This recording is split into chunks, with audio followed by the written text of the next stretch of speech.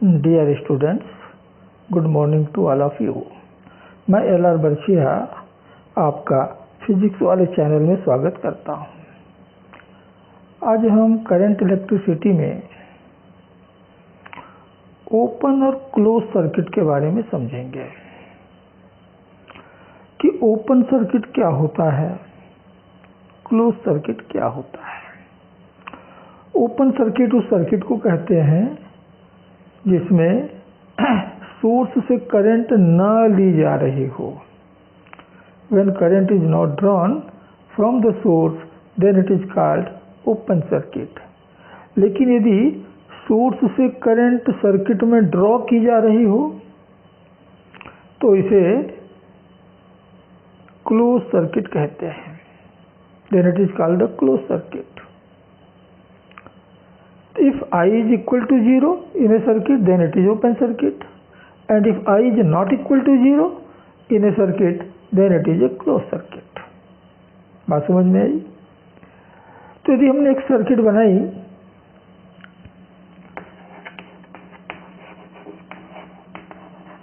जिसमें एक सेल, एक स्विच और एक रेजिस्टेंस सीरीज में कनेक्ट कर दिए गए हैं। बैटरी का EMF E है, internal resistance R, switch S, resistance R, and suppose switch S is in open position. Open means off, open means off position में है और ये ऑफ है। Then here no current will flow in the circuit, I will be equal to 0। Such a circuit is called the open circuit। ठीक है, लेकिन दूसरी circuit होती है close circuit.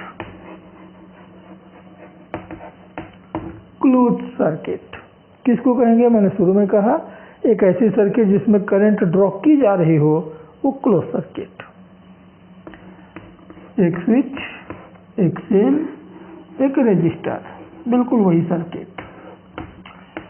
EMF E, internal resistance R, now switch is in closed position।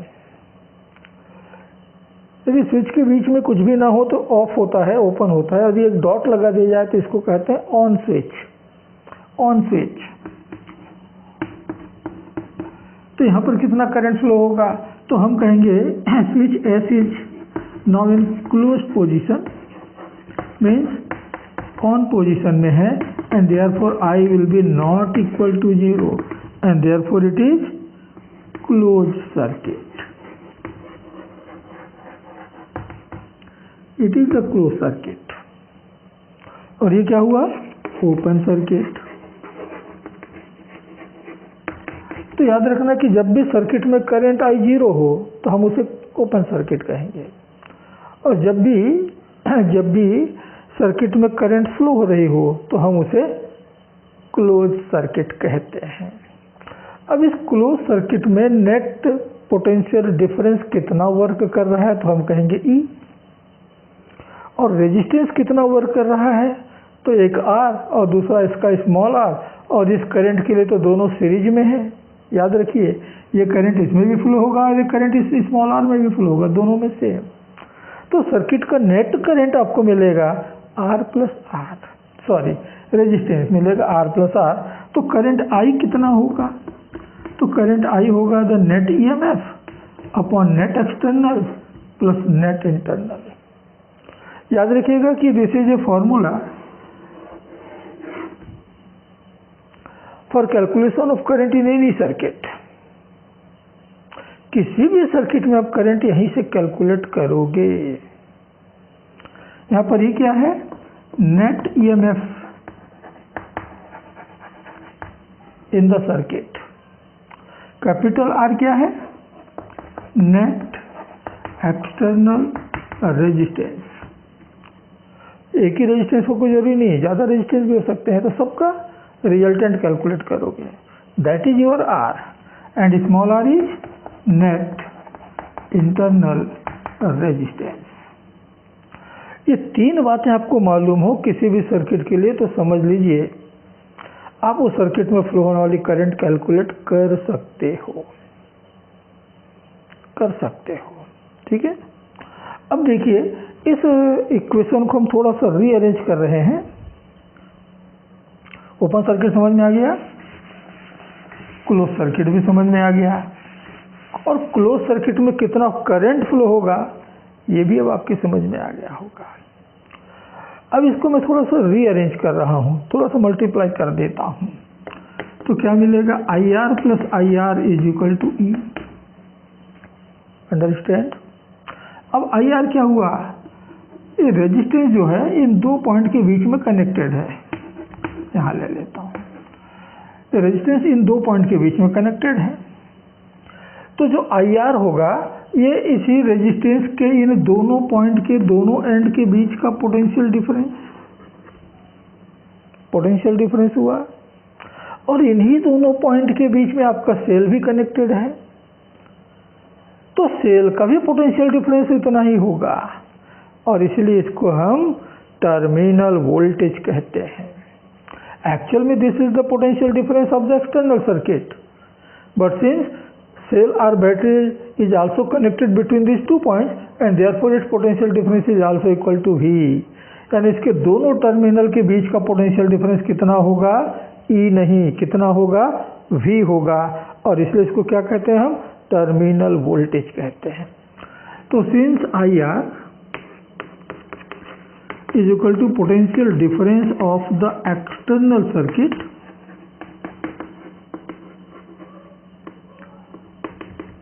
R terminal voltage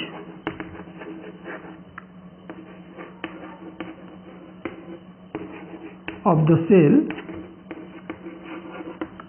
it is terminal voltage of the cell, and support is given by V। तो क्या मिला, V is equal to E minus IR, V is equal to E minus IR। E क्या है, EMF of the cell, R क्या है, internal resistance of the cell, and I is the current supplied by the cell, कि cell ने कितनी current supply किया वो I है। तो जैसे ही सेल करंट सप्लाई करता है उसके दोनों टर्मिनल के बीच का पोटेंशियल डिफरेंस EMF से थोड़ा कम हो जाता है, थोड़ा सा रिड्यूस हो जाता है, तो ये आपका टर्मिनल वोल्टेज। लेकिन इस समय सेल क्या हो रहा है, करंट सप्लाई कर रहा है, जब करंट सप्लाई करता है तो क्या होता है, डिस्चार्ज होता है। तो जब सेल डिस्चार्ज हो रहा हो तो टर्मिनल वोल्टेज इस फॉर्मूले से आप कैलकुलेट करेंगे, ठीक है ना। When cell is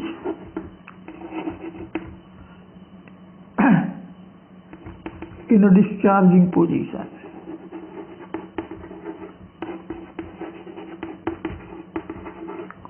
कि हमारा सेल डिस्चार्जिंग पोजीशन में है तब ये। लेकिन हम जब सेल को चार्ज करते हैं तो उससे करंट नहीं लेते, उसको करंट देते हैं, एंड उस समय सिचुएशन ये होगा, चार्जिंग ऑफ ए सेल, तो ये सेल है तो हम करंट यूँ देते हैं, इसके पॉजिटिव टर्मिनल से सेल के अंदर हम करंट हम बहाते हैं। तो इस पोजीशन के कंपैरिजन में ये तो भाई ठीक अपोजिट हो गया। तो यहाँ यदि I को आप पॉजिटिव ले रहे हो तो यहाँ पर I को आपको नेगेटिव लेना पड़ेगा, और इसलिए द टर्मिनल वोल्टेज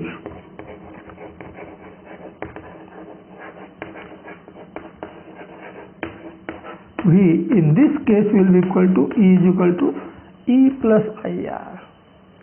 इसका मतलब सेल के दोनों टर्मिनल के बीच का पोटेंशियल डिफरेंस उसके EMF से थोड़ा सा ज़्यादा मिलेगा, ठीक। अब यदि सेल ओपन सर्किट में है, और यदि सेल ओपन सर्किट में है तो हम कहते हैं current I equal to 0, current I उस समय 0 होगा। तो if cell is in open circuit,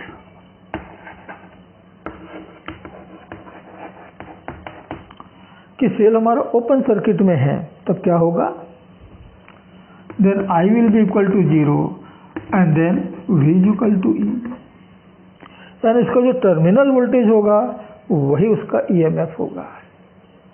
तो ये EMF की एक दूसरी डेफिनेशन आ गई, क्या? Maximum potential difference between the terminals of the cell when it remains in open circuit is called EMF। When the cell remains in open circuit, then maximum potential difference between its two terminals is called EMF of the cell, electromotive force of the cell। तो cell का EMF major करना है तो cell को आप open circuit में रखिए और ओपन सर्किट में रखते हुए उसके दोनों टर्मिनल के बीच का पोटेंशियल डिफरेंस मेजर कर लीजिए, that is the EMF of the cell. और यही काम पोटेंशियोमीटर करता है। हम आगे चल के इसी चैप्टर में पढ़ेंगे पोटेंशियोमीटर के बारे में। तो पोटेंशियोमीटर यही काम करता है, सेल को ओपन सर्किट में रखता है और उसके दोनों टर्मिनल बीच का पोटेंशियल डिफरेंस मेजर करता है। तो नेचुरली वो पोटेंशियल डिफरेंस क्या होगा? वही तो EMF होगा, एकदम correct EMF। And that's why the potentiometer is the best device, best appliance to measure the EMF of a current source।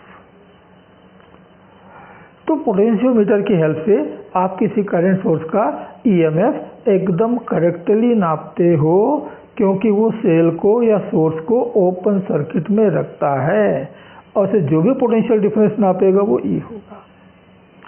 आपने यदि सेल का EMF एक वोल्ट मीटर से नापा, ऐसा कनेक्ट करते हैं फिर वोल्ट मीटर को, तो वोल्ट मीटर ने क्या किया? आपके सेल को क्लोज सर्किट में ले आया और ये क्लोज सर्किट में आ गया है सेल, तो जो ये पोटेंशियल डिफरेंस बतलाएगा it is not the EMF, ये EMF नहीं होगा, क्या होगा? Terminal voltage. और इसलिए वोल्ट मीटर का रीडिंग में हमेशा कुछ ना कुछ एरर होता है।